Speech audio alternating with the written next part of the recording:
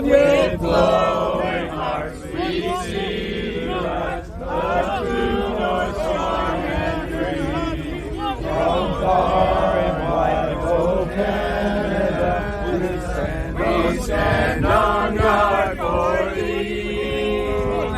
God keep our land glorious and free. Got 2 songs going on. Oh, Canada, we stand on guard for thee. Oh, Canada, we stand on guard for thee. These are patriotic Canadians. Oh my God! You're now attacking different older people.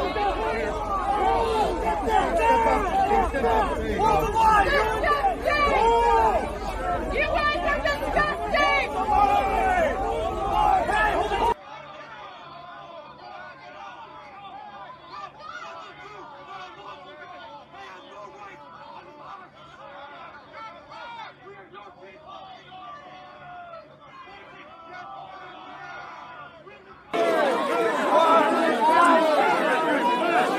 Look at the fucking news movie. Look. Look.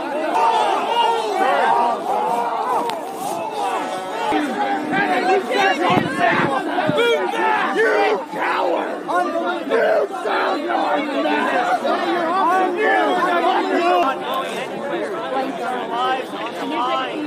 We have nowhere else to go.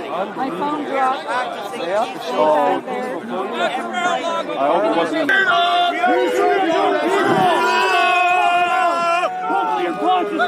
Anybody with us? I see you shaking your head back there. You should be watching this. Take a lesson in courage. Man, they declared this called the Crusade. Cowards! Nazi supporters. Generation theory. Every generation. Law enforcement professionals, huh? Oh, you got blown up in Afghanistan, eh? And these guys are going to arrest you and push you back when you serve for your country? Right. You guys keep those mentions. Resign everybody else to serve them. Go for it.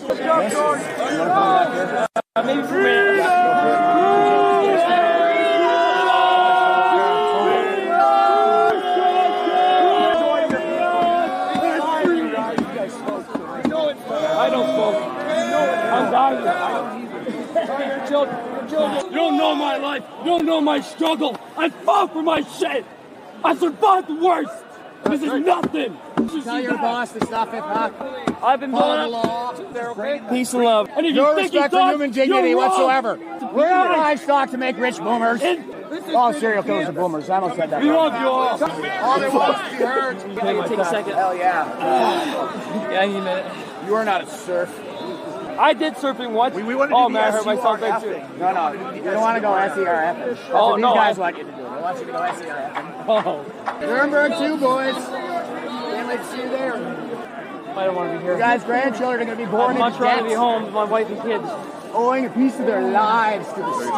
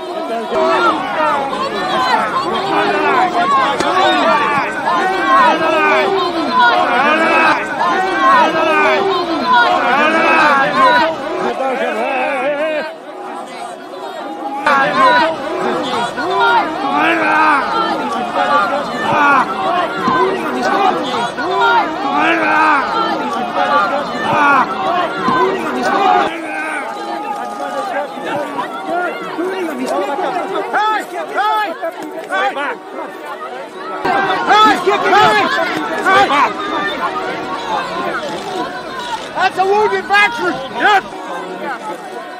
That's a wounded veteran. Yes, That's a wounded warrior right there. They got a shield in his fucking head. That guy's Back up! Back up! Back up! Back up! Hold on, stop pushing. Back up! They kicked him in the leg. Back up! Back up! Hold on, stop pushing. They kicked him in the leg. The RCR guy. They booted him. That one. Here's the one.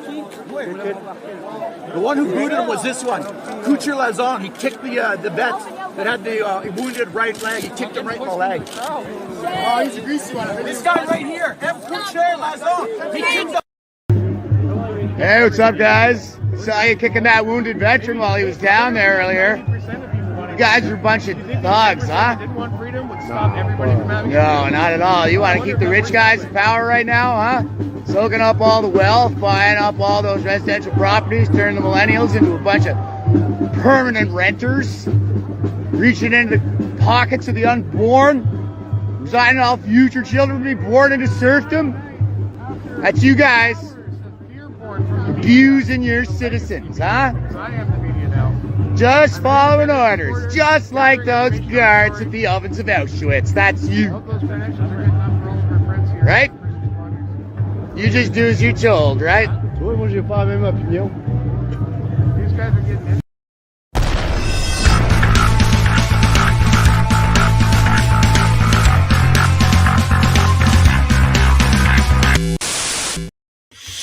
Hey, what's up, troops? It's Jeff Avely here, Op Sergeant Major for Veterans for Freedom. I'm back with you now on this second day of January 2023.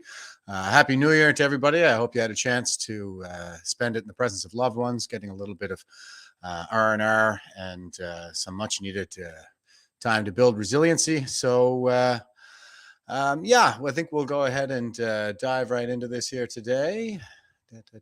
So here's our philosophy meme for the day. This is David Hume. I'm not terribly familiar with the Scottish Enlightenment, although I do understand it to be quite valuable in terms of especially Adam Smith's contributions with the Wealth of Nations. But this is David Hume, and he says, there's no such thing as freedom of choice unless there is freedom to refuse. So I wholeheartely agree, and I think that this lesson is very much lost on a lot of people.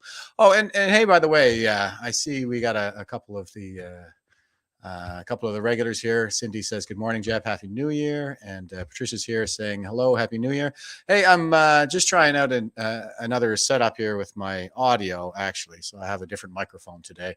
If you guys don't mind, let me know. Just if the quality's good on your end, then I'd appreciate it. Okay, so internet, what are you doing to me here? Go away, Facebook. Okay, so terrorist attacks. This is why we had to call the Emergencies Act in order to declare war on our own citizens here in Canada, because we were so concerned with all that right-wing extremism and all the terrorism and whatnot. So here's the Epoch Times, and they're just following up on some of this, and they say, so where were all of the terrorist attacks in Canada in 2022? Great question. Where were they? Headline writers have a challenging job before them. Note, this is Phil Gursky, by the way, but he says, headline writers have a challenging job before them. Note that they are rarely, if ever, the same people who actually write columns or news stories in the media. That's true. Most of the time, the guys that are writing the headlines for these stories are not the guys who wrote the stories themselves. And I don't think many people are very aware of that. That's more like the editorial board that handles that stuff. So continuing with the article, they have to read an article, understand it, figure out something to write in less than 10 words that captures the essence of the piece, and then compose it in such a way that the reader says, wow, I really want to read the whole thing now. In other words, there is a level of sensationalism in the art of the headline. While one hopes accuracy is in there somewhere, the real goal is to sell content to consumers. Of course, each headline writer has his or her own internal biases, in part determined by the tone of the medium and in part personal in nature. The need to sell the article is tied to what kind of audience is the intended target. As societies change, media companies have to keep up with preferences to ensure good results. Which brings me to terrorism. We are in an era in Canada, and perhaps in a few other Western countries, where it sure seems that the only threat that matters is from the nebulous far right.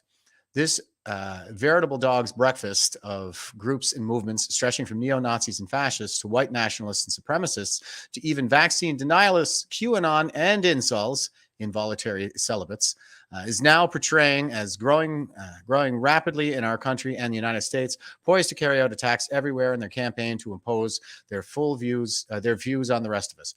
Headlines scream this regularly in Canadian media as self-styled, quote, national security experts, close quote, try to convince us of the inevitability of a reign of terror. So some of these national security experts would include the national security advisors to the prime minister, which is a position that's been created out of whole cloth with no mandate from parliament. That's Jody Thomas. She's previously the deputy minister at the Department of National Defense, and she was there the whole time all these sexual assault scandals were going on. So she got a little promotion there, handpicked, I take it, by the prime minister, just as he was handpicking the next CDS to impose the vaccine mandate. And Jody Thomas is not a national security expert. She's a Coast Guard officer, so she doesn't even really come from a national security environment. She's a fisheries officer, but she's made herself very well established as an Ottawa insider. Yeah, she seems to think that Canadians are violent terrorists by and large. And also, I just want to make a quick comment on the involuntary celibates thing. This is a made-up thing, as far as I can tell. It just came out of nowhere one day in the mainstream media. Some kind of terrorist threat, involuntary celibates, which I guess are just kind of beta males that are apparently engaging in terrorism to try to coerce. Terrorism is something that tries to coerce a population or government. Yeah, I guess they're trying to coerce the government to pass mandates to give them wives. I'm not sure what the deal is here, but it all sounds terribly made up. And, it's gaslighting. It's a way of assigning these labels of weakness, to anybody that opposes this tyranny or anybody who stands up to it. So, but back to the article. Except they are mostly wrong. Not only has the threat as described by these scholars been grossly exaggerated, but the actual real world incidence of attacks has been all but non-existent. Note that I am stressing, quote, real world, close quote, events and not online messaging. Anyone who doesn't make that distinction most assuredly not a terrorist expert in my view.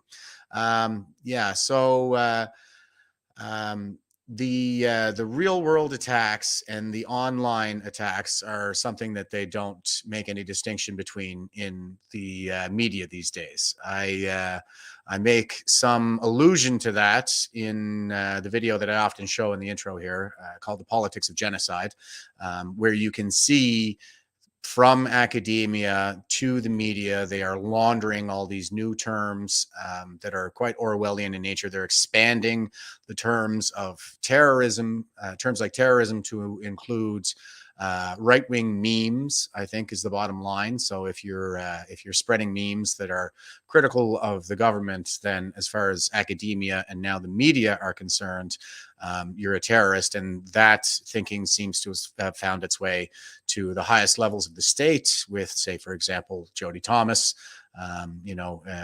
spinning this narrative about Canadian right-wing terrorism. So the facts speak for themselves. Canada did not witness one single act of far-right terrorism in all of 2022.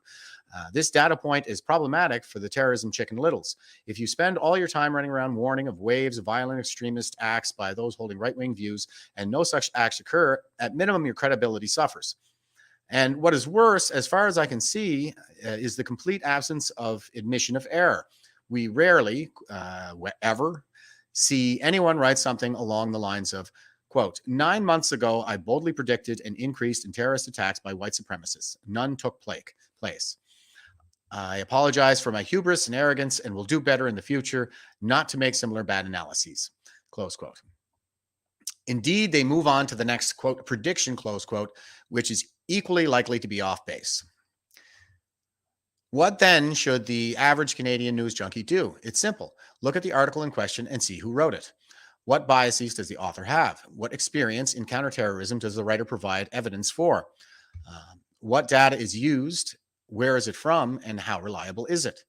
I know this is a lot to ask of an average reader skimming the headlines, but if we are to gain a better comprehension of the threat in order to make better decisions on how to confront and prevent terrorism, we must question in a healthy way the information we are fed.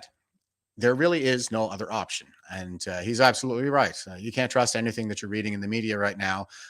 You really need to kind of drill down into original sources a little bit more. I'm always looking for links. I like to see links in an article, and I'm saying that in an article that doesn't really have a whole lot of links just for the definition of terrorism. But I don't think that it's required to say, to highlight an absence of evidence. If you're saying that nothing happened, then really what kind of evidence could you provide to support that idea? But yeah, you do kind of have to make sure that people aren't trying to pull the wool over your eyes, and that the commentary they're providing has some kind of a connection to reality.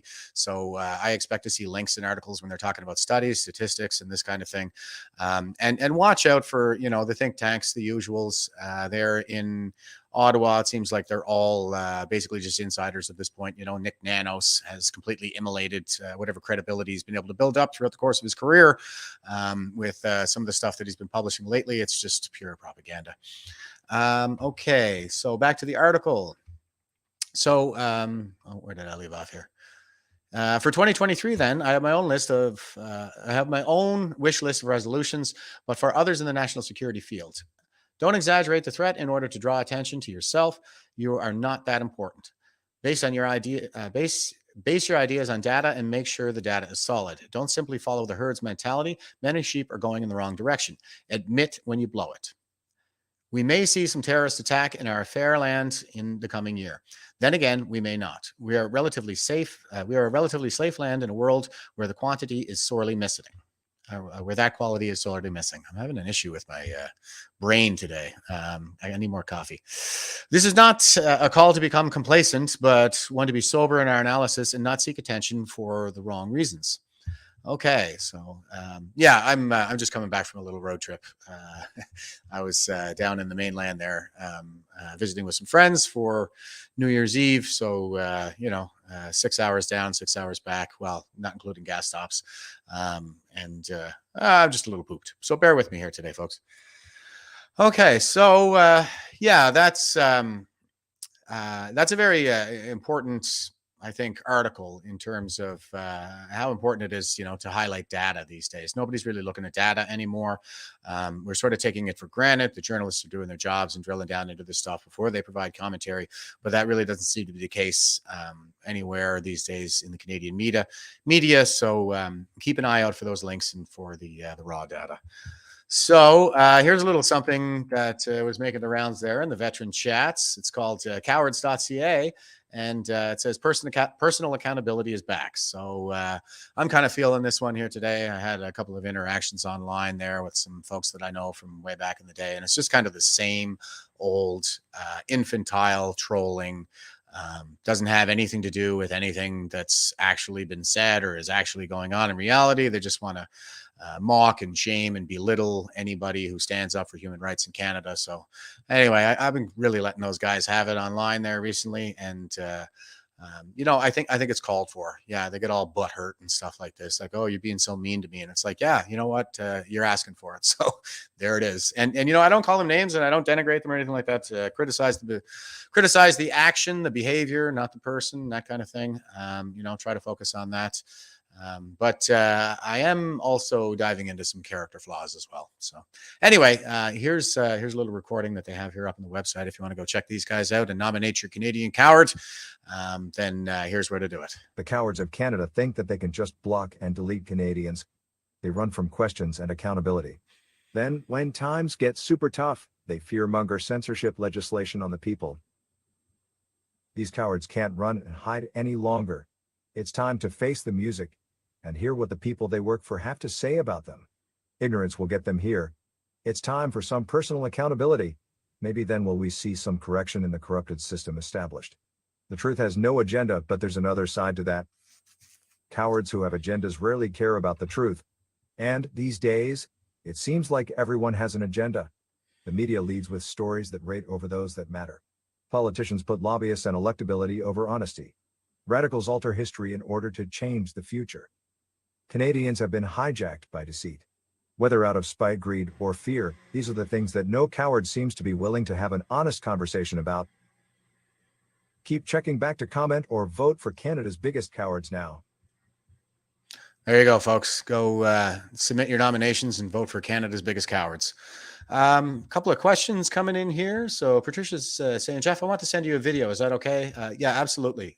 Go ahead and reach out to me if you can get me on Messenger here on Facebook or something. I'm always I'm checking it. I try to do it just once a day, or might be every other day or something like that. But it's a lot of messages, a lot of emails, stuff like that.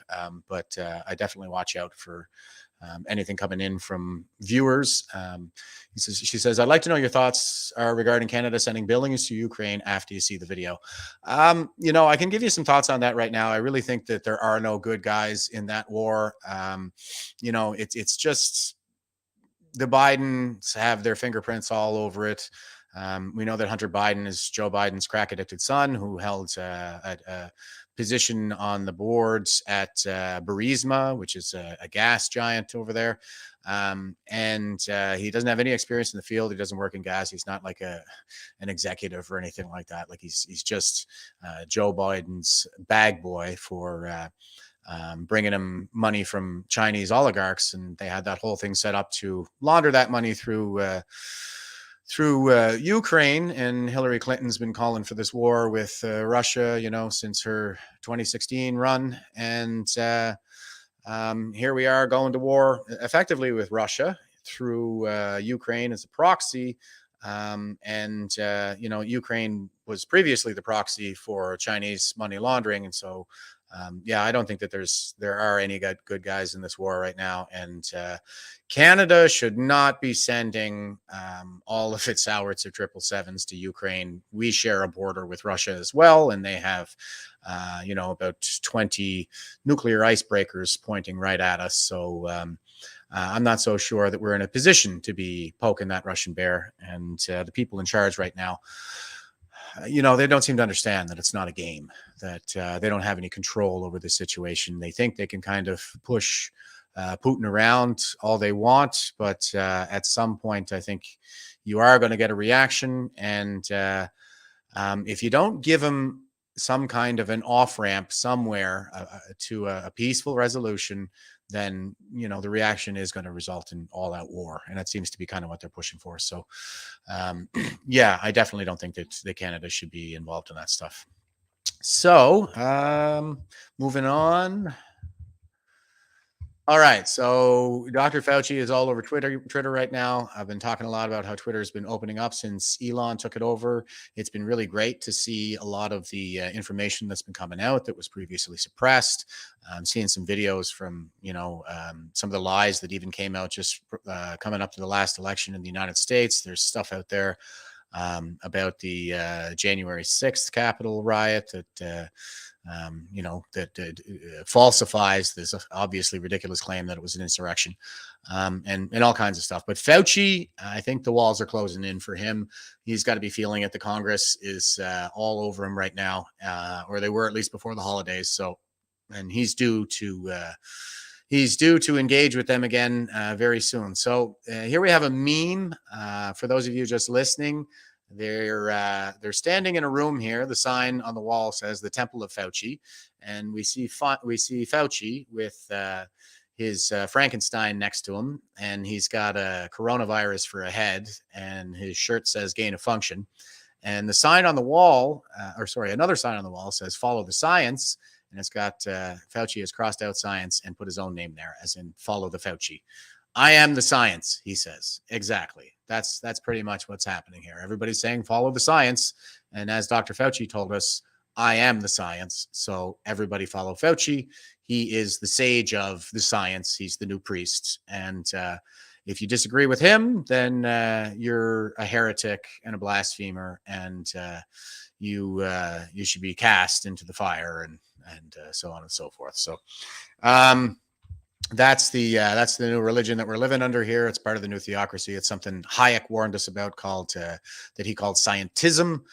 This thorough politicization of the institution of science, it's been co-opted for political purposes and for the purposes of making these people rich. So good meme. I like memes.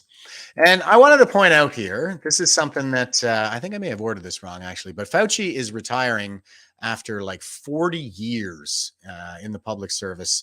And this is what I've been advocating for, is just a change in leadership. So the people who led our institutions into this crisis should probably step aside and let somebody else take over from here. We really need some fresh blood in there. And speaking of old blood, here's woke Wayner, General Ire, because he really gets up my ire. And he has been around since Christ was a corporal. And I was just reading this here. I was just thinking about this. So years of 1988 to present. These are his years of service. He's been in there since 88. So that's 34 years. This guy's been hanging around, just padding that pension, that pension. Kissing his boss's asses and standing on the backs of his subordinates. And this all started with the Somalia crisis, with the institution of the Canadian Armed Forces really started to fall apart back then. And that was when the boomers first assumed the chief of defense position. So they've been the guys in charge the whole time, and it's been nonstop scandal ever since.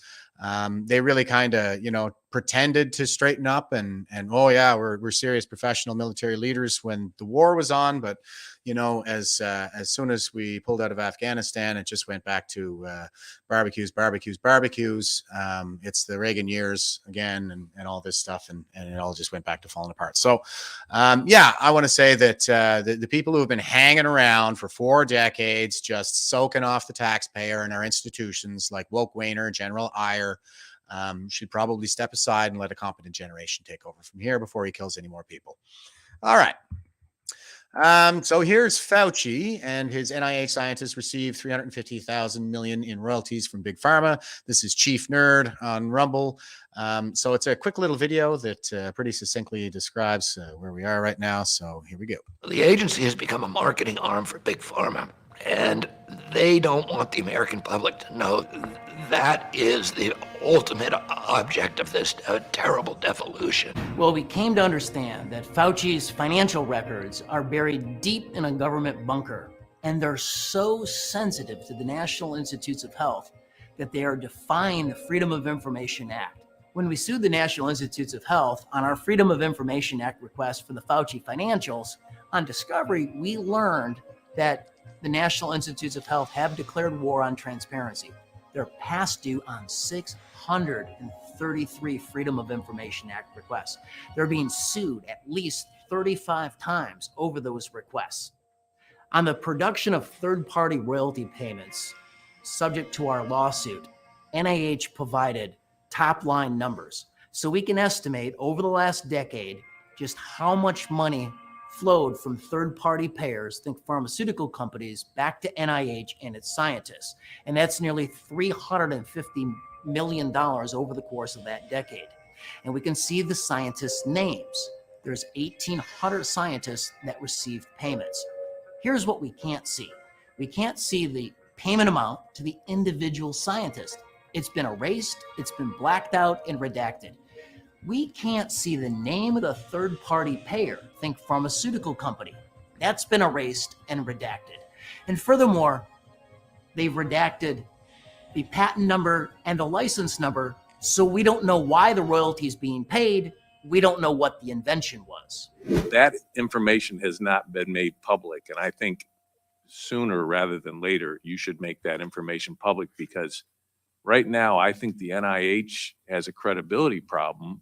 Since the start of the pandemic, I wrote 6 columns out of 92 in regard to Dr. Anthony Fauci. When I wrote 3 in succession, from December of 2021 through January of 2022, those were the last columns I ever wrote at Forbes. The National Institutes of Health, they came down hard on Forbes. Forbes came down hard on me. I told the truth, and Forbes terminated my column. So there you go.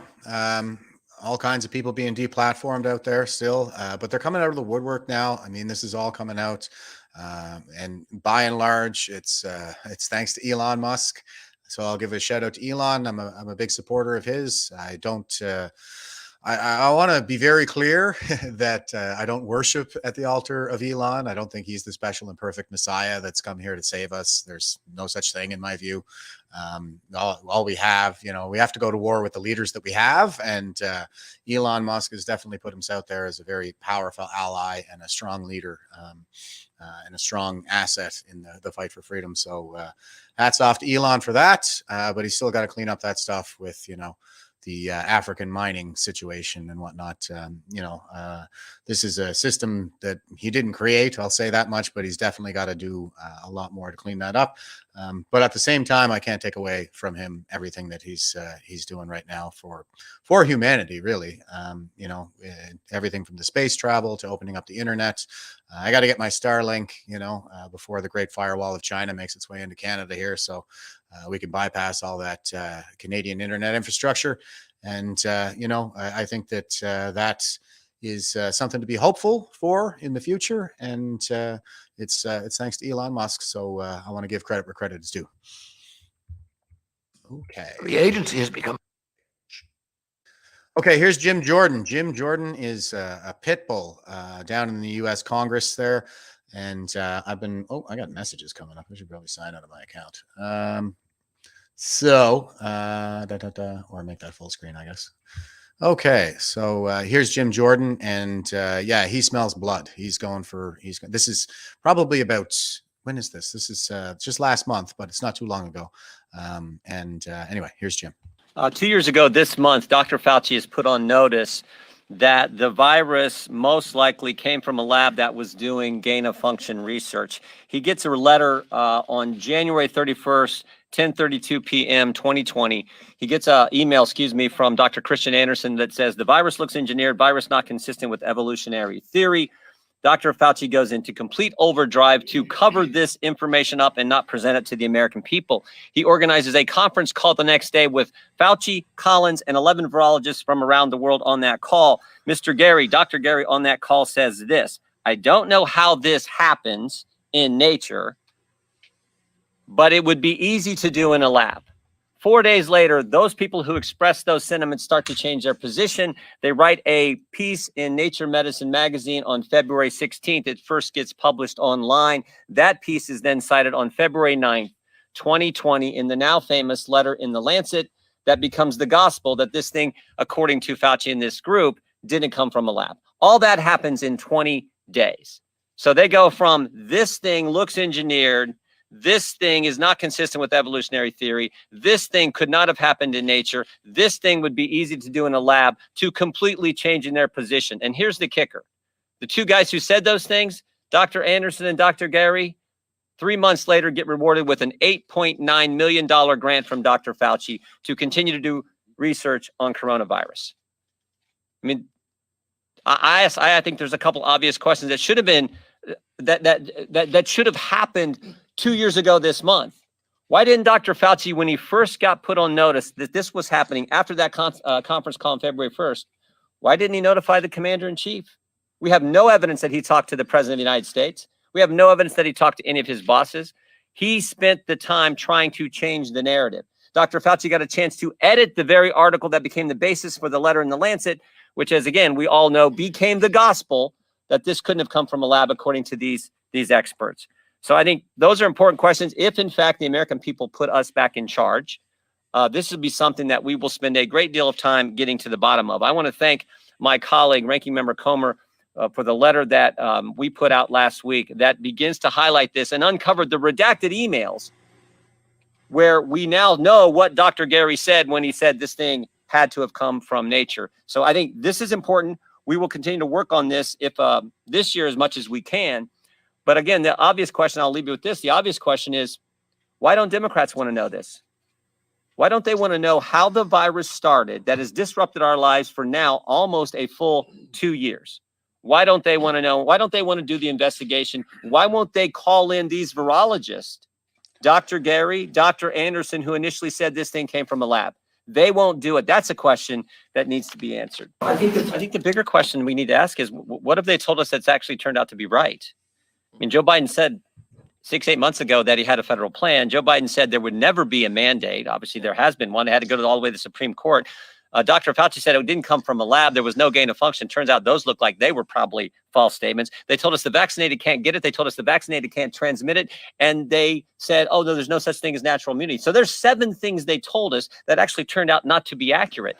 So now we're just supposed to keep taking their word. At some point, just any common sense American says, if you've misled me 7 different times, and there's probably more I'm forgetting about, maybe we should start questioning the things they're doing. And that's all we're saying.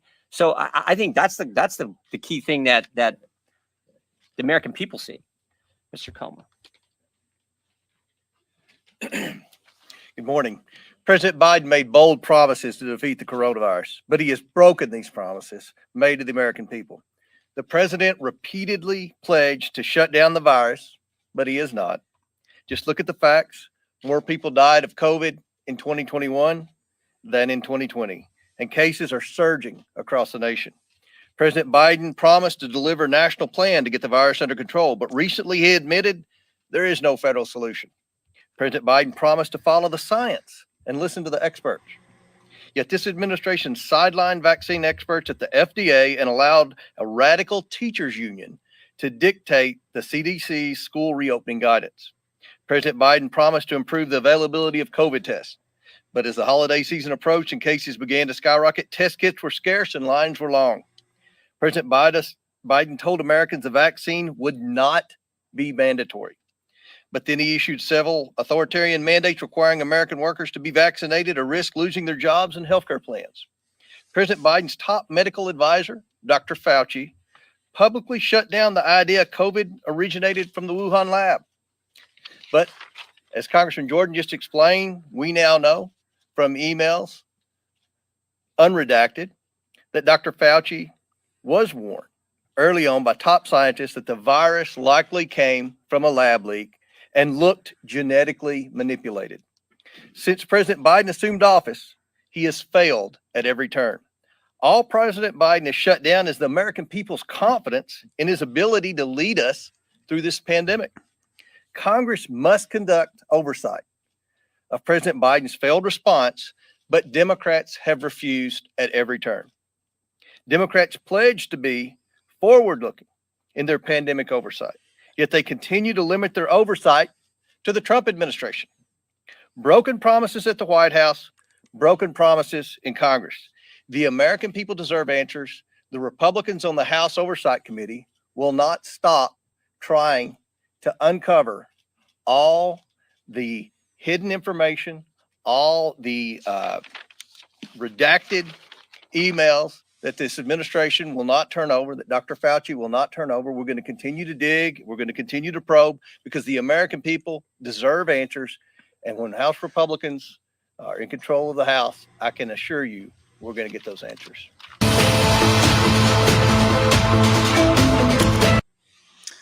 All right. So, yeah, like I said, I think the walls are kind of closing in here. I think I got the next one up here. Okay. So here's Representative Mark Green.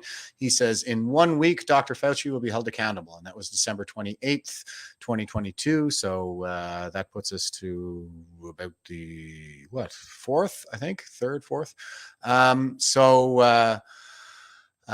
Yeah, and this came out the same day as that video I just showed. So I think, the Republicans are definitely on the hunt. They smell blood, and they're gunning for Fauci now. And the other thing that I just kind of wanted to point out here is I'm always putting the generational lens over these things. And according to Strauss-Howe generational theory, the boomer generation currently at peak institutional power, running all of our institutions and therefore the pandemic response itself. And as we can see, our politicians at this point in our history are effectively marionettes on a stage that, according to Justin Trudeau, just do whatever the public service tells them to do. So, yeah, it's the chief of the Privy Council office, the people at peak institutional power right now that are really kind of steering all of this. And that's the boomer generation. And they are, according to the theory, the overwhelmingly sort of progressive generation. So they are sort of the progressives, and coming up behind them is Generational X, Generation X, and we are the reactive generation, or in politics, I guess, reactionary.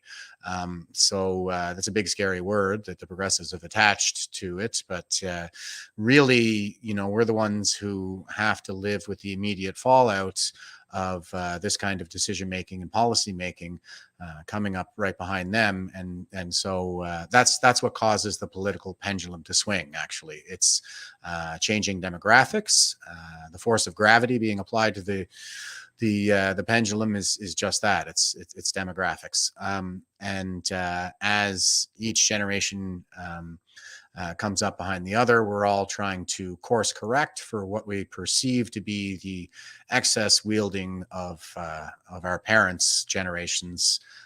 Midlife power specifically, but at this particular moment, I think everybody, whatever we're standing up to here, is essentially the progressive and predominantly boomer guided political movement. So, moving on, we have the expose here, and they're saying the CDC quietly confirms that at least 118,000 children and young adults have, quote, died suddenly, close quote, in the USA since the rollout of the COVID vaccines. So this is kind of the bottom line up front whenever we're dealing with the other side. At the end of the day, it's all-cause mortality. That is the signal that we're looking for through all of this noise, all the statistical noise. So it's about how many people died over the course of the year total in Canada. Now, there's a bunch of stuff that we can say about this, really, because it wasn't until about late November, early December 2021 that the WHO quietly redefined pandemic.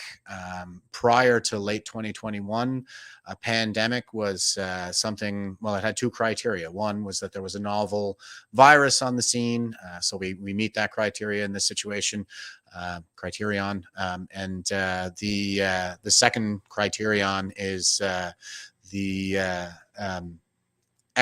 all-cause mortality 15% in excess of a normal year. And it took StatsCan an entire year to produce these statistics, to produce a report, even though they were tracking all of this on a weekly basis the entire year.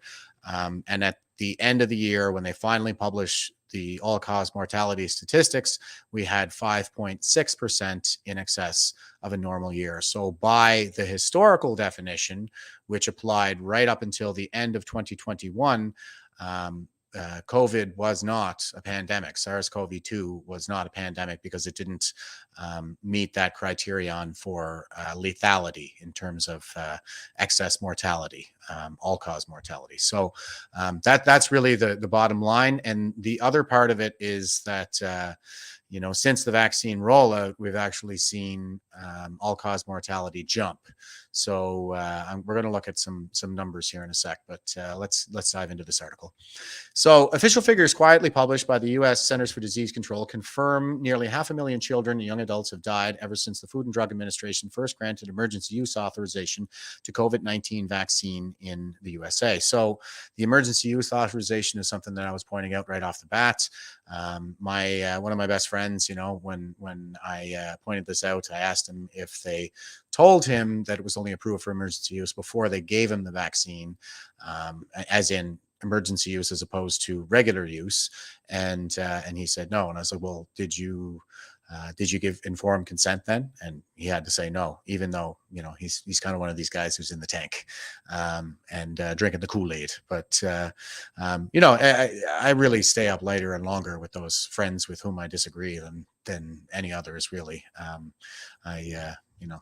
My circle of friends is quite small, but they're great people.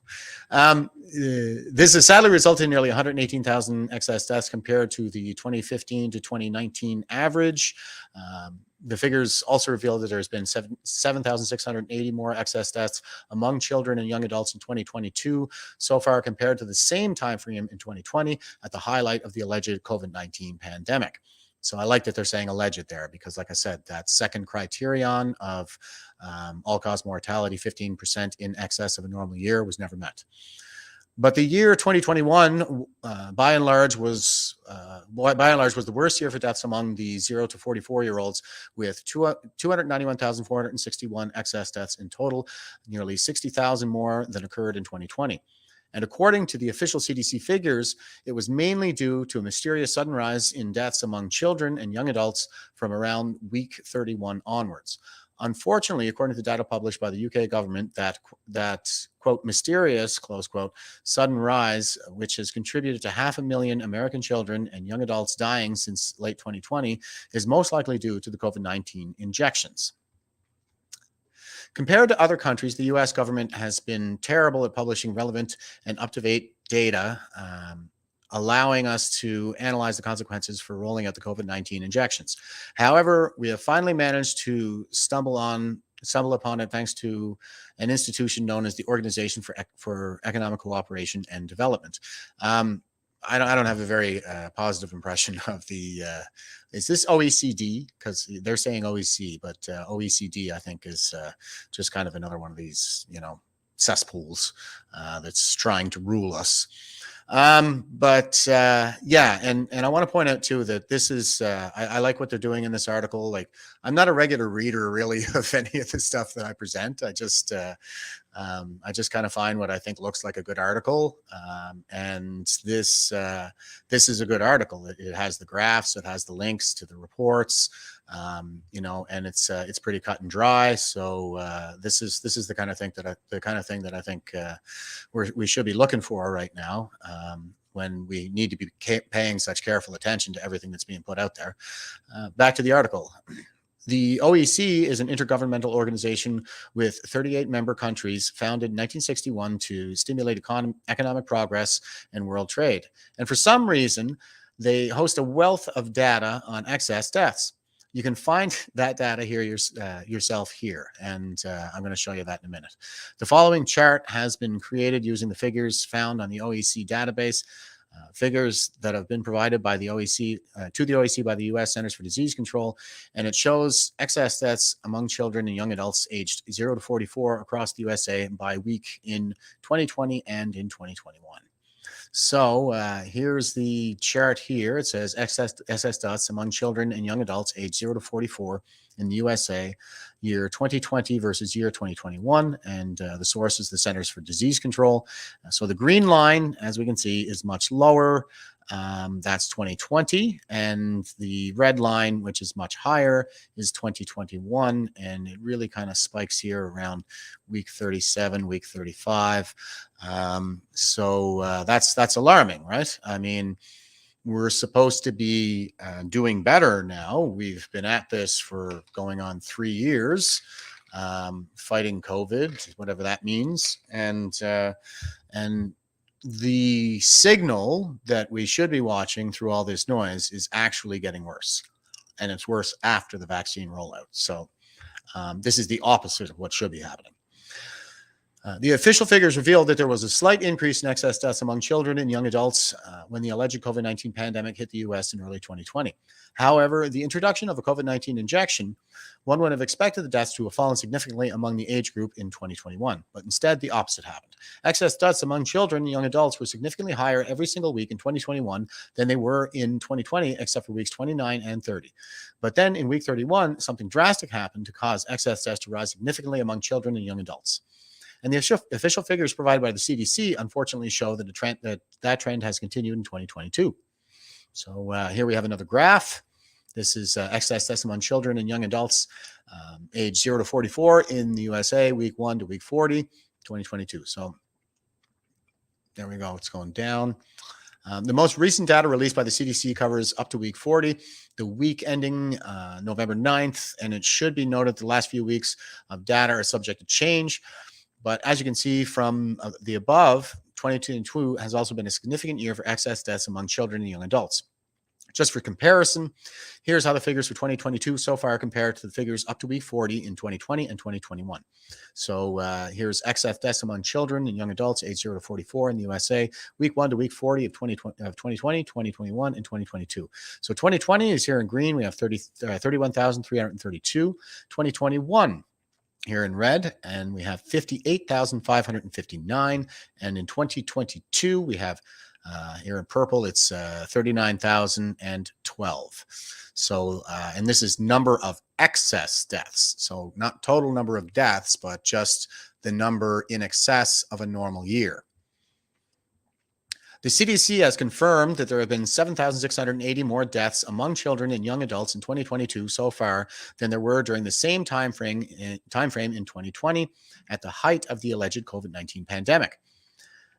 The year 2021 was by and far the worst, however, with 27,227 more excess deaths by week 40 following the rollout of the COVID-19 injection that would have occurred in 2020 at the height of the alleged COVID-19 pandemic. The following chart shows the official CDC figures for all deaths and excess deaths among children and young adults across the USA prior to the rollout of the COVID-19 vaccine and after the rollout of the COVID-19 vaccine on the 14th of December 2020. So all deaths are in red, excess deaths in purple. This is all deaths plus excess deaths among children and young adults aged 0 to 44 in the USA, pre-COVID vaccine rollout versus post-COVID vaccine rollout, source Centers for Disease Control. So red is all deaths, and 2020 we have 231,987. Excess deaths in purple is 40,365, and we see that going up in 2021 with excess deaths going to 78,707. And in 2022, we have excess deaths at 39,013. And here we have pre-COVID vaccine rollout 2021 and 2022 combined. Is that what they're doing here? And it's 117,719. Yep, that looks about right. And so that's pre-COVID rollout for those combined, and we can see 2020 versus 2021. So pre-COVID rollout, 40,360. Pre-COVID vaccine rollout is 40,365, and post-rollout is 70,707. So, wow. The above figures reveal that the year 2022 so far has only seen 1,352 fewer excess deaths among the 0 to 44-year-olds by week 40 than what occurred in week 51 in 2022, despite the year 2020 being the alleged height of the COVID pandemic and also including an extra 11 weeks worth of deaths. So, yeah, the more people are dying in the non-peak COVID-19 years. Like COVID-19 was 2020, so that's when most people were dying of COVID.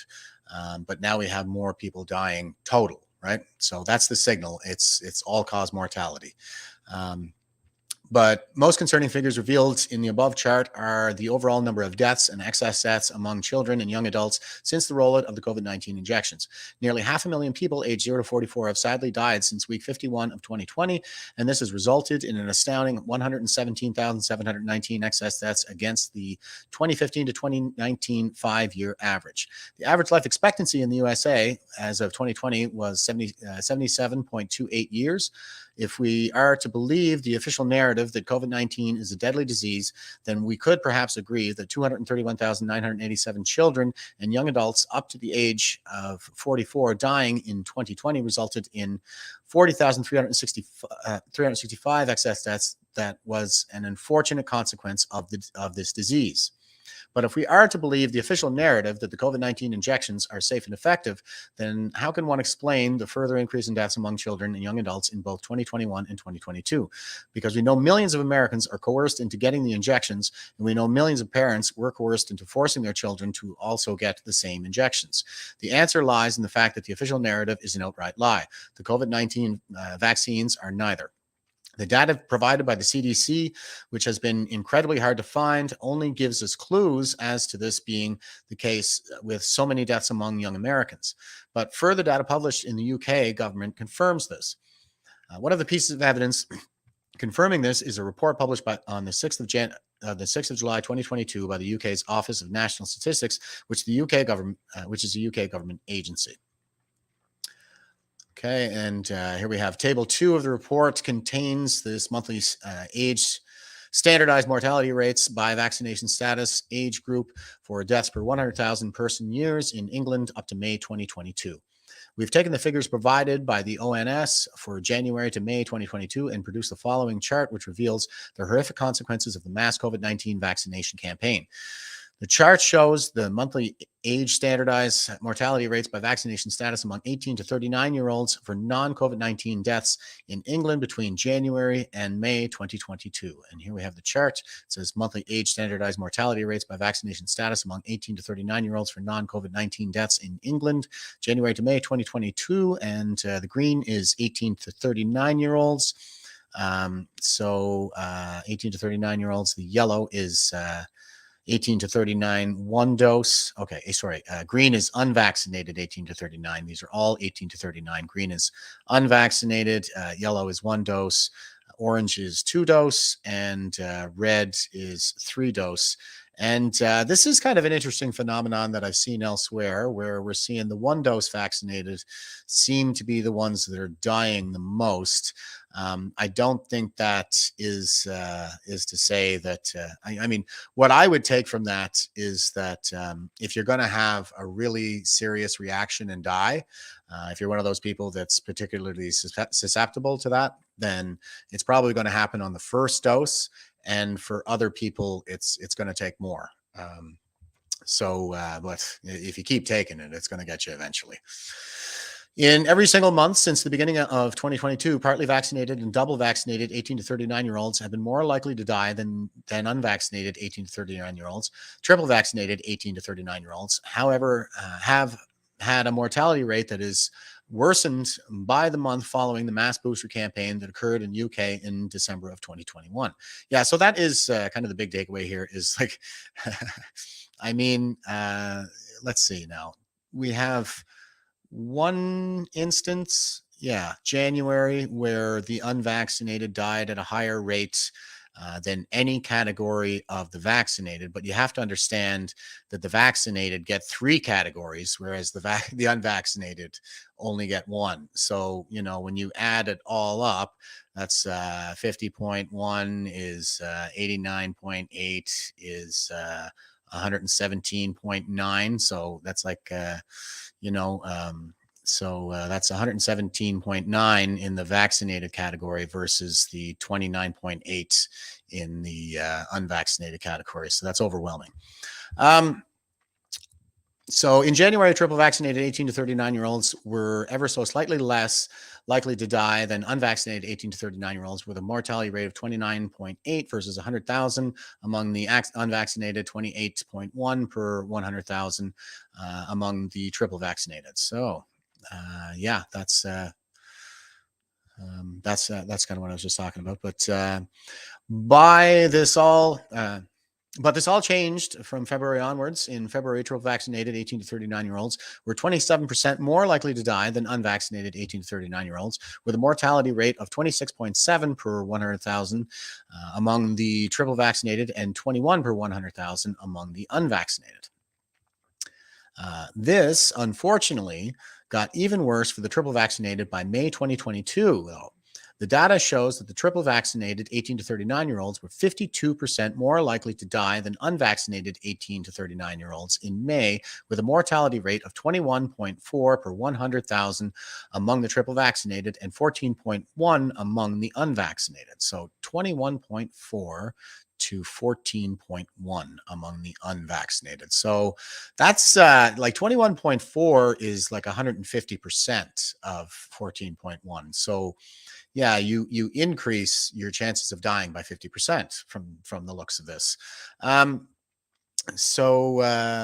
worst figures so far are among the partly vaccinated, with May seeing partly vaccinated 18 to 39-year-olds 202% more likely to die than unvaccinated 18 to 39-year-olds.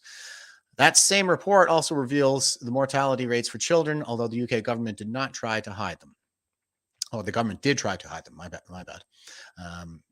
The following chart shows the mortality rates by vaccination status per 100,000 person years among children aged 18 to 14, or sorry, age 10 to 14 in England for the period of 1st January 2021 to 31st May 2022, according to the figures provided by the ONS. So here we have children mortality rates by vaccination status per 100,000 person years. England, children aged 10 to 14 for a period 1st January 2021 to 31 May 2022. Sources, the Office for National Statistics. And we see COVID-19 deaths in orange, non-existent in the unvaccinated. One dose is, well, unvaccinated is 0.31. Or no, it isn't. It's not exact. It is non-existent, isn't it? I don't really see any yellow. Well, 0.31. We'll say 0.31. 3.24, one dose vaccinated. And 2 dose vaccinated, we have 0. And 3 dose vaccinated, looks like 41.29. Now, what I'm inferring from this data and a little bit from personal experience, other observations, the unvaccinated, like we're naturally immune. Everybody's had this thing already. Okay, I had it in January of 2020. Rebel News ran that report that it's highly likely that the bug itself got here on a military service flight from Wuhan, China, carrying the CISM sports team from the International Military Games. And they quarantined half the plane. Like, they separated everybody, made them go to the back of the plane because they had a really bad respiratory virus. And I was down and out for 3 days, I think, in bed. It was rough, but I mean, it never occurred to me to go to emergency or anything like that. I just kept the fluids going into me and stay in bed and stuff like that. And I was good. And you know what? I haven't had so much as a sniffle since. And here at home, everybody's sick. And it seems like they're sick all the time. They get a cold and they're in bed for 3 days, like 3-4 day long colds and stuff like this. And everybody's telling me to be careful and stay away. And I'm just going, I'm pretty sure my immunity is protecting me. Knock wood, I'm not getting sick. And so I'm just going back to my relatives' places. And it's like, wow, you're still sick. I don't feel a thing. It's concerning because I think what's happening here is people are immunosuppressed. So what you're seeing is the 3-dose vaccinated, their immune systems are compromised at this point. And Fauci is on the record, on video, saying that they used a strain of HIV in the injections. And the purpose of that is to suppress the immune system so your body doesn't reject the mRNA, which is a foreign protein that your immune system will attack as a pathogen if your immune system isn't suppressed. So does everybody have AIDS as a result of the injections? I mean, it wouldn't be like your conventional HIV, as in virus, kind of AIDS, but AIDS is a syndrome, right? So it could have multiple causes, and if the effect, if the result is immunosuppression as a result of this injection that contains a strain of the HIV sequence, then I think that probably fits the definition of autoimmune deficiency syndrome. So AIDS. So that's terrifying to consider, because now that that's happening, do we go back? I mean, is the immune system going to turn back on at some point? So that's kind of where I think we are right now. And James Bullock is asking a good question. So thank you, James. Shedding? No, I don't think so. I think that when we're talking about shedding, we're talking about viruses, and viruses are a kind of self-replicating protein that invade the cell and steal its resources so they can reproduce inside the cell and then destroy the cell in the process of reproduction. And you get more viruses like that. I don't think they're considered to be living organisms. They don't per se perhaps excrete waste or something like that. So they don't meet all the criteria for life. It's kind of like almost like a a pre-life kind of protein. It's self-replicating, but that's not the case with the mRNA jab. So it's not self-replicating. It's a synthetic mRNA, so it's not going to do that in the same way. There's a lot more that has to go into it with the delivery system, the lipid nanoparticles, to disguise it, to mask it against the immune system. But at any rate, it's not self-replicating, so shedding shouldn't be a factor. This is I'm not a doctor or a doctor adjacent, and I'm not a scientist, nor am I scientist adjacent. But that's my take on it. Take it for what it's worth and do your own research. And Patricia's asking, viruses get weaker as they mutate also. It shouldn't be any worse than the first if it's an actual virus and not a man-made and not man-made to do different. That's an interesting question. I don't even know if we have that ability to man-make something to mutate and get worse. It's a consequence of natural selection.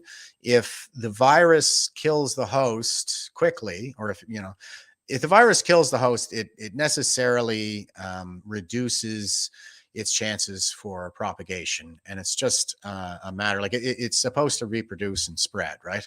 And so if it kills the host and the host doesn't cough on somebody else, then it doesn't get to spread to anybody else. So the faster it kills you, the less likely its chances are of continuing to propagate. So it's a consequence of natural selection. It's a cat and mouse game where it responds to our immune systems, and it eventually tries to find a niche there where it can survive without being attacked. And it's not a conscious effort. It's just it's a process. And so yeah, the rule of thumb, at least, it might even be a law of evolution, I'm not sure, but it should get more benign with time because it wants to survive like everything else. So it's trying to fit in and stay camouflaged from any potential attack. So the all-cause death mortality rate equates to 6.39 per 100,000 person years among the unvaccinated children and is ever so slightly higher at 6.48 among partly vaccinated children. However, the rates go from bad to worse following the administration of each injection. The all-cause death mortality rate equates to 97.28 among the double vaccinated children and a shocking 289.02 per 100,000 person years among the triple vaccinated children. And I would say that that's pretty consistent with what I'm describing here, which is autoimmune deficiency syndrome induced by the HIV-containing jab. So this means, according to the UK government's own official data, double vaccinated children are 1,422% / 15.22 times more likely to die of any cause than unvaccinated children. So did we conserve human health? Are we better off? Are we healthier? Did we reduce harm with these COVID measures? The signal says no. The signal is all-cause mortality, and that is the metric of success, bottom line. Whilst triple vaccinated children are 4,423 times / 45.23 times more likely to die of any cause than unvaccinated children. The figures provided by the Office for National Statistics are both age standardized and rates per 100,000 population. Therefore, they are definitive proof that the COVID-19 injections increase a person's risk of dying, which means the COVID-19 injections have been and are continuing to kill people. This is why it should come as no surprise to find that a secret CDC report confirms 500,000 American children and young adults have died following the COVID-19 vaccine rollout, resulting in nearly 118,000 excess deaths against the 2015 to 2019 5-year average. Check your editor there, Mr. Website, because you're missing a zero on your 118,000. All deaths plus excess deaths among children and young adults aged 0 to 44 in the USA, pre-COVID vaccine rollout versus post-COVID vaccine rollout, source Centers for Disease Control. And we have the red is all deaths. The purple is excess deaths. So 2020 pre-COVID vaccine rollout, I'll just look at the excess ones here. So excess deaths, 40,365. And then post-COVID rollout, it's 78,706. And then 2022, this is very similar to what we were looking at before. So anyway, it's very consistent. So The post COVID rollout signal is much stronger than previously. Like, you were supposed to reduce excess deaths with public health measures. If there's one thing you're trying to prevent with a health measure, it's a death. And these health measures have very clearly done the opposite. And when we start factoring in everything from overdoses to suicides as a result of the kind of depression and mental health issues that arise as a result of the socially abusive policies of the current regime, there's still an untold death toll associated with government actions since the calling of the pandemic back in 2020. Okay. So here's that link that I mentioned before. It's earlier in that article. They link to the OECD.stat. And this is really great, actually. They've got a whole bunch of stuff from all the different countries here. And I just want to take a minute to look at Canada and excess deaths percentage change from normal average. And this is for the year 2022. So here's what we're looking at for 2022. Here's week number 1. And excess deaths for week 1 are at, so this is percentage change from normal, 14.9% in excess of normal. So that is, like I said, the other criterion for the two criteria for a pandemic previously, prior to the end of 2021, where you got a new virus and excess mortality is 15% in excess of a normal year, or all-cause mortality is 15% in excess of a normal year. And right here, we're at 14.9 in the first week. Now, that's not a year, that's a week, so it's a very small sample size, but 14.9, week 2, 25.6, week 3, 31.3, so double a pandemic rate. And 4, 28.8, week 5, 28.5, week 6, 22.5, week 7, 15.7, week 8, 12.1, week 9, 11.8. And you can see it'll kind of taper off. I think that's probably as the like, it's seasonal, there's a curve. These viruses follow a seasonal curve, and they'll have harsher seasons and milder seasons. But all of these numbers are, just terrifying and sad. It's unbelievable, and nobody will even talk about it. Nobody in government. I don't see even the practiced and polished professional politician, the paper tiger Pierre Poilievre, getting up in the House of Commons and saying, "Hey, what's going on with all these Canadians dying?" No, nobody. So here we have Often a Boondoggle on Twitter, and he's at Seabreeze Lover, and he says it sums it up pretty good. Hindsight is beautiful. So we're moving on to the gender ideology portion here, and I got to put my banner up. I'm getting bad at that. So the meme says, "Boomers, quote, I can't believe I wore bell bottoms," close quote. Gen X, quote, "I can't believe I wore my hair like that," close quote. I had a mullet. Millennials, quote, "I can't believe I was goth/emo," close quote. Gen Z, quote, "I can't believe I cut my dick off," close quote. Yeah. I think it's important to maintain a sense of humor throughout all of this, but this is going to be, this is a really sad state of affairs, right? We all remember what it was like to be young and the kinds of mistakes that we made, and the tattoo that I have covered now because it was flour. And, this isn't something that you can just cover with a tattoo. Like, this is really, really sad and gross. So, all right. So there are only 2 genders. Switzerland rejects gender ideology in new ruling. So this is interesting. I've been pointing back to Europe quite a bit recently, especially the Nordic countries, and Sweden. They went reactionary. They went right wing in the last election, and that is kind of the fallout that they're having to deal with because of the migrant crisis that's been inflicted on that population. Molenbeek in particular was full of no-go zones because there was just so much gang violence. They had a grenade problem there for a period of time, and this has been going on for years.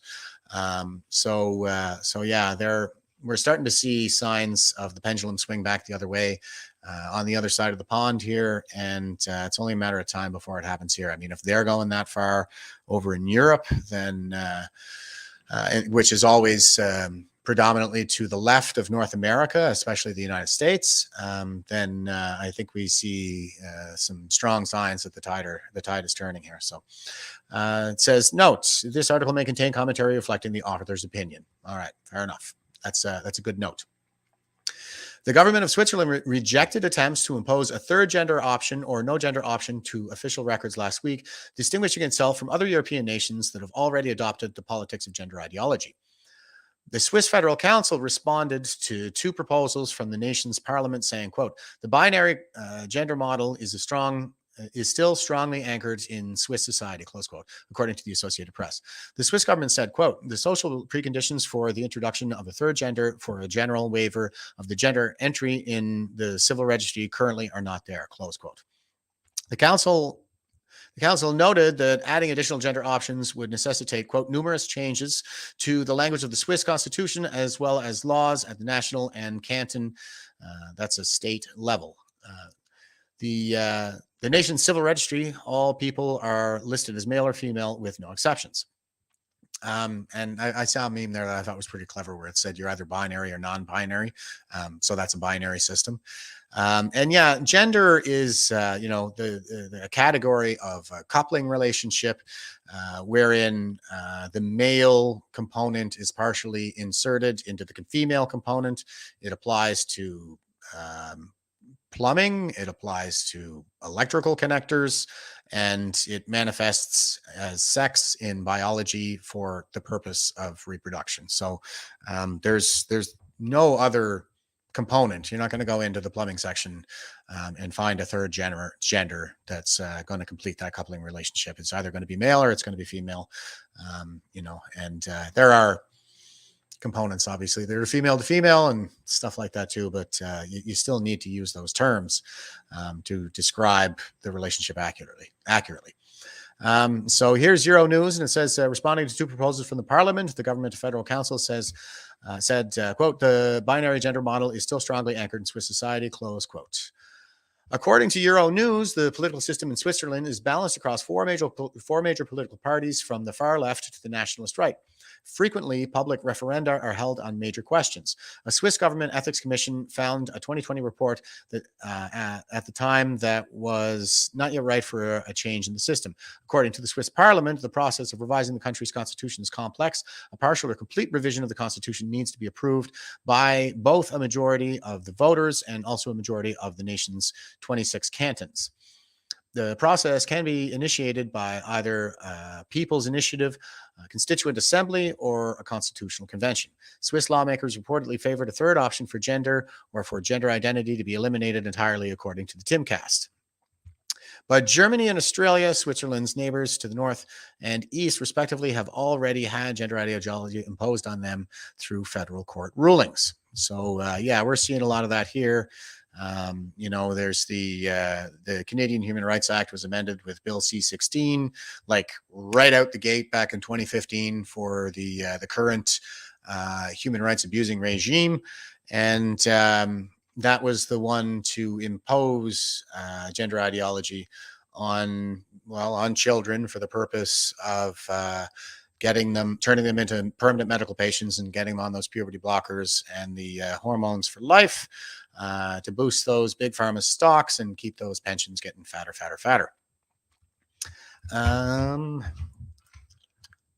Moving on. Okay, and we're seeing this on Twitter. This is trending, gender ideology. And again, this is one of those things that you wouldn't have seen trending even just a few months ago. So these are all signs that things are opening up, and they're opening up fast. And we have the jammy Jezebel here. And I'm not even following this person. This is just stuff that I find interesting going on online. And she says, I'm living for young women like this, starting to take the power back. So here's a young woman and what she has to say about all this. Or clothing haul. Oh. This thing does not go up inside you. Like, where does... Or clothing haul. Okay. This thing does not go up inside you. Like, where does that go? Up inside a woman's kitty meow meow. Something that this person does not have. You need one. Love you.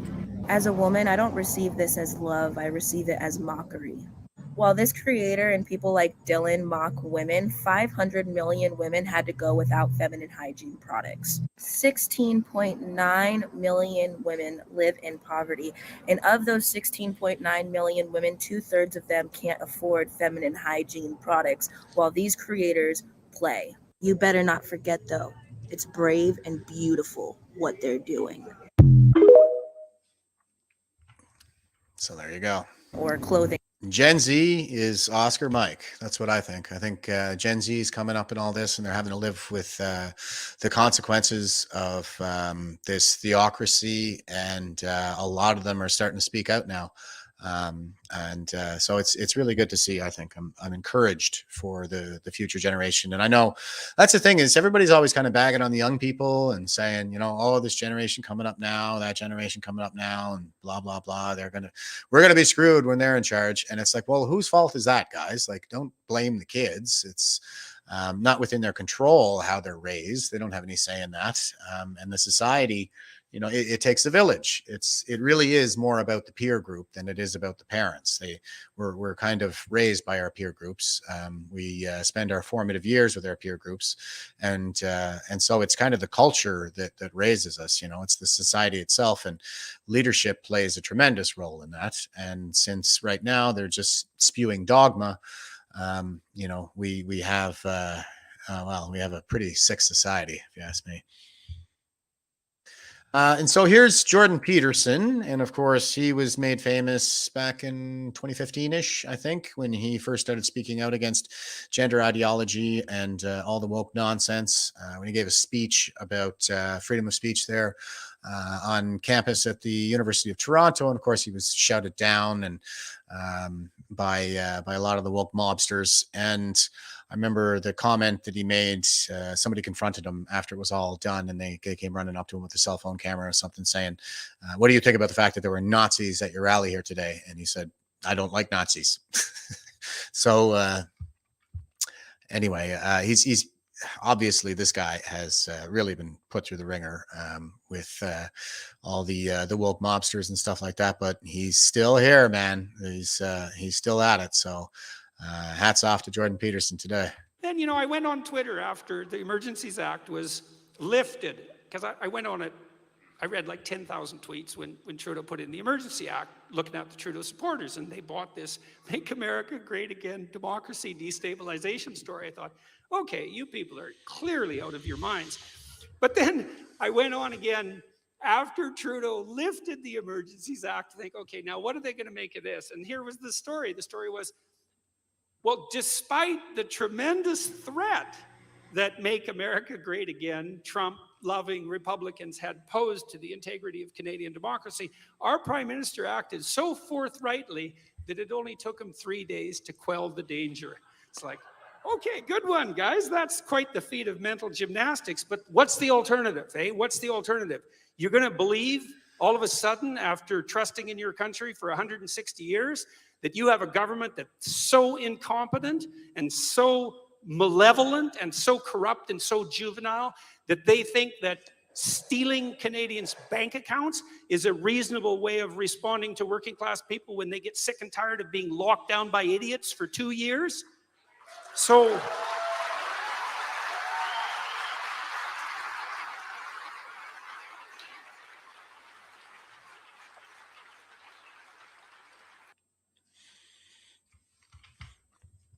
again, all good signs that the tide is turning.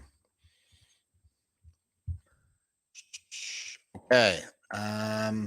This is another good one right here. This is an interview, and well, I'll let it speak for itself.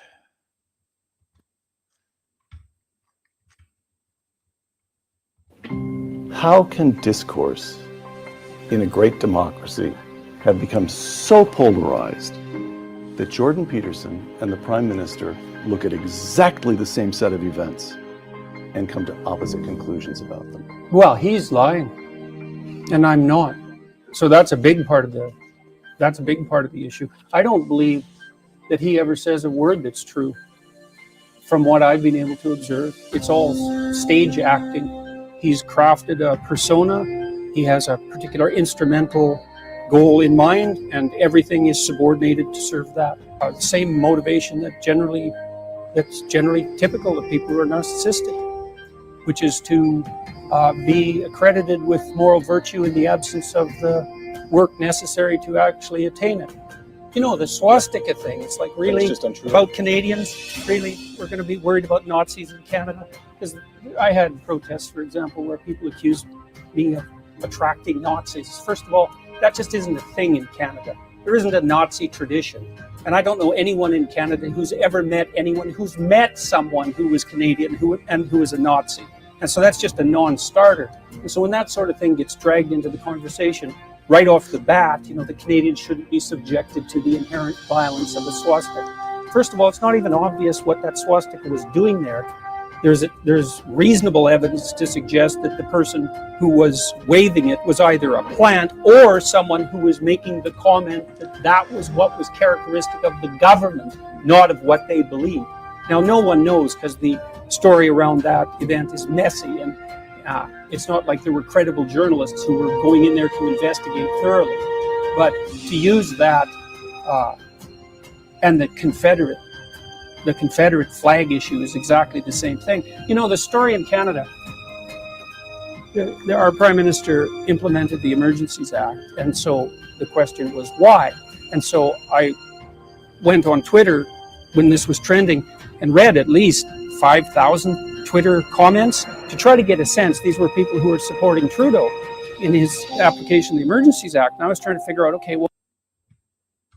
Oh, I think that cuts off in a bit of a weird spot.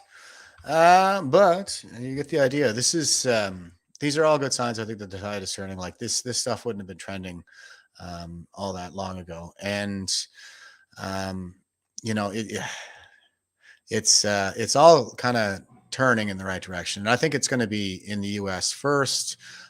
They're going to be dragging Fauci out in front of the Congress again. So, and where the US goes, we tend to go.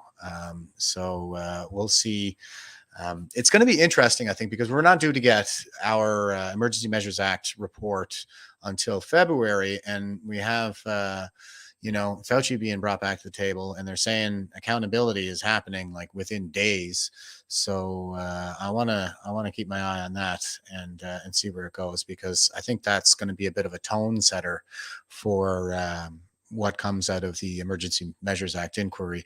And for those of you who might be feeling skeptical about that, just remember that everything is absolutely polluted with politics right now.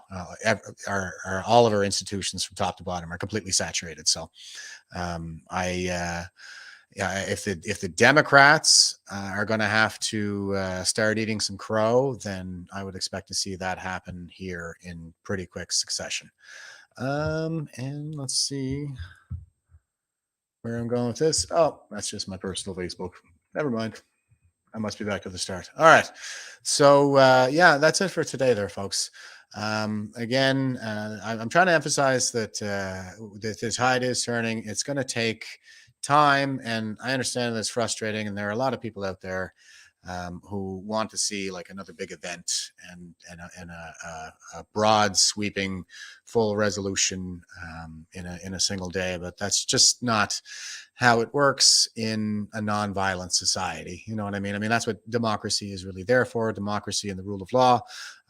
They're bulwarks against violence in our society, violent revolutions in particular. And although it takes much longer and it's frustrating and arduous, there's a lot less blood involved. So, and that's not to make light of the deaths that will continue to happen as a result of mass vaccination, or if you can even call it that, the mass injection program. So,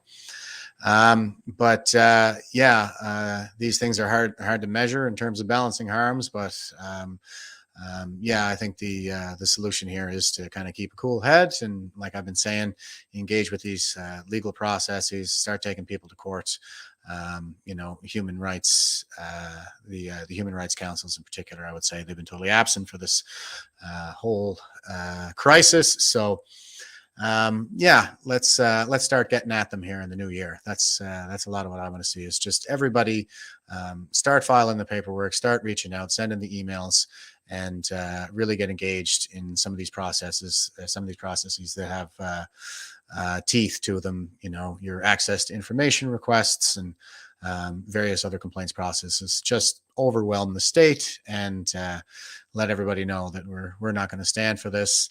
And that's how we win, right? So until next time, folks, thanks for sticking with me. It's always interesting, man, to see what's going on the day to day. So with that, I'll say stay frosty and stay safe.